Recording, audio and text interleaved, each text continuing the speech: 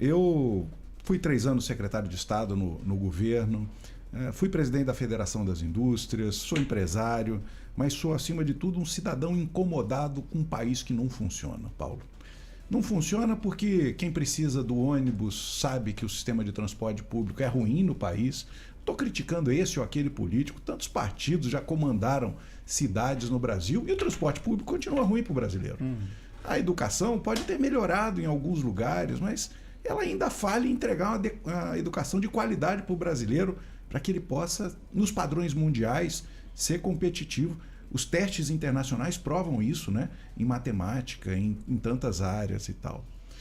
Quando a gente fala de segurança, de saúde, o cenário não é diferente. E a grande pergunta que fica é por que o Brasil não funciona e por que a gente está... Do jeito que poderia, né? Do jeito que poderia, que tem potencial para funcionar. E por que a gente está há tanto tempo... E funciona só para alguns. Perdendo tempo. E a verdade é que a gente perde tempo, e aí essa é a primeira verdade, porque um monte de discussão que importa muito pouco, que tem uma relevância menor, ocupa 99% do nosso dia.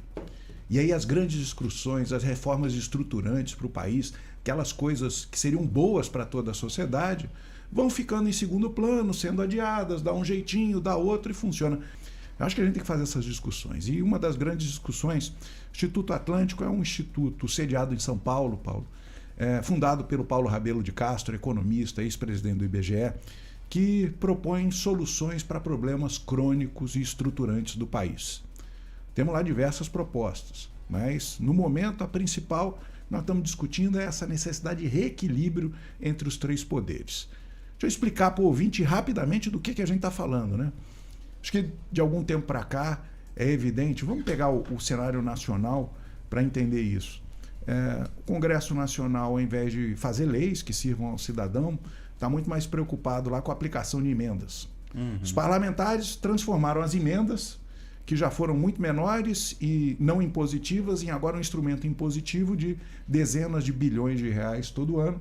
E o parlamentar é inclusive julgado pela população pela capacidade que ele tem de aplicar dinheiro em alguma obra, fazer alguma coisa, como se isso fosse atribuição do parlamentar. Perfeito. Então, uma primeira distorção.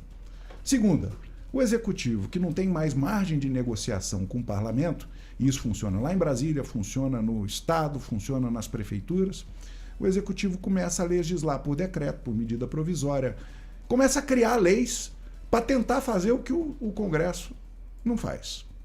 E aí, pior que tudo isso, vem o Poder Judiciário, atropela todo mundo, junto com órgãos de controle, e querem ajudar o Executivo de alguma forma, ou impelir o Executivo a tomar medidas que nem estavam previstas na lei, mas que empurram os gestores para cada vez mais serem alvo de controle e terem pouca margem de ação. Então, quando a gente fala de reequilíbrio entre os 3 poderes, Paulo, nada mais é do que a gente devolver cada um para sua caixinha.